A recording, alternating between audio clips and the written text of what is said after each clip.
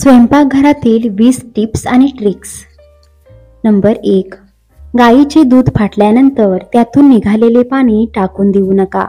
उलट त्या पाण्याचा वापर चपाती किंवा पराठे यांची कणिक मळताना करा. यामुळे चपाती पराठे जास्त टेस्टी आणि मऊ होतील. नंबर 2. भज्यांचे पीठ बनवताना त्यात थोडे तांदळाचे पीठ टाका. यामुळे भजी अधिक कुरकुरीत होतील. नंबर 3. जुना किंवा शिळा ब्रेड बारीक करून हवाबंद डब्यात ठेवा. नंतर त्याचा उपयोग कटलेट किंवा कबाब बनवण्यासाठी करता येईल. यामुळे कबाब तुटणार नाहीत आणि स्वादिष्ट देखील बनतील. नंबर 4. कोणताही गोड पदार्थ बनवताना त्यात चिमूटभर मीठ टाका. चव आणखी छान होईल. नंबर 5.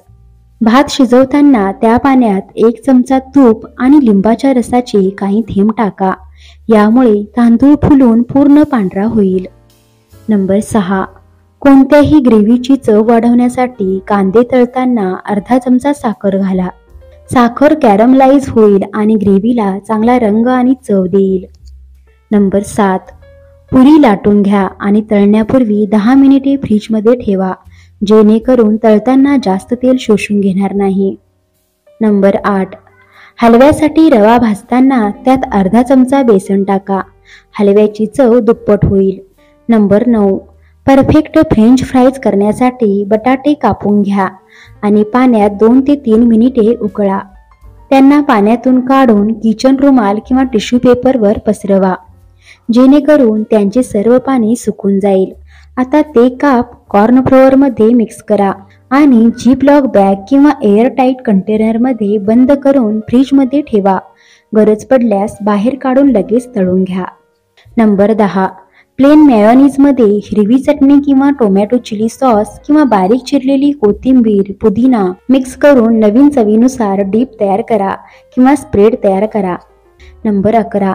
लसणाच्या 10 ते 12 पाकळ्या बारीक चिरून 1 चमचे तेलात सोनेरी तपकिरी होईपर्यंत तळा. त्यात पाणी पिळून काढलेले दही, मीठ, चिली फ्लेक्स आणि बारीक चिरलेली कोथिंबीर मिसळा. तुमचे हेल्दी आणि टेस्टी सँडविच स्प्रेड आणि डीप तयार आहे. नंबर 12. जर ग्रेव्हीमध्ये तेल किंवा तूप जास्त झाले तर ते फ्रीजरमध्ये थोडा वेळ ठेवा. तर तरंगणारे तेल स्थिर होईल आणि आपण ते सहजपणे काढून टाकू शकता. नंतर सर्व करण्यापूर्वी तुमची डिश पुन्हा गरम करा. नंबर 13. जर भेंडी प्रत्येक वेळी चिकट झाली असेल तर ती शिजवताना त्यात काही थेंब लिंबाचा रस टाका. त्याचा चिकटपणा निघून जाईल. या व्यतिरिक्त तुम्ही भेंडी शिजवताना 1 चमचा भाजलेले बेसन देखील त्यात घालू शकता. यामुळे चिकटपणा दूर होईल आणि भेंडी देखील कुरकुरीत होईल. नंबर 14. झटपट लिंबू पाणी बनवण्यासाठी 1 कप पाण्यात 2 कप साखर विरघळवून त्यात 4 ते 5 लिंबाचा रस घाला. हे मिश्रण बर्फाच्या ट्रेमध्ये ठेवा आणि गोठवा. जेव्हा तुम्हाला लिंबू पाणी किंवा शिंकजी बनवायचे असेल तेव्हा ग्लासमध्ये याचे 2 चौकोनी तुकडे टाका. चवीनुसार मीठ घाला आणि तुमच्या आवडीनुसार थंडगार सोडा किंवा पाणी घालून मिक्स करा. याच्या मदतीने तुम्हाला तुमच्या ड्रिंकमध्ये वेगळा बर्फ घालण्याची गरज नाही आणि बर्फ घातल्यानंतर जे सरबत फिके पडू लागते तो त्रास होणार नाही. नंबर 15.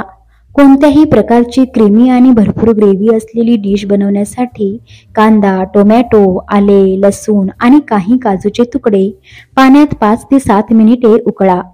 टोमॅटोची सालं काढून टाकल्यानंतर सर्व काही एकत्र बारीक करून चाळून घ्या. जर तुम्ही या बेस सॉस किंवा पेस्टने तुमची ग्रेव्ही बनवली तर तुम्हाला खूप समृद्ध आणि मलईदार ग्रेव्ही मिळेल. नंबर 16.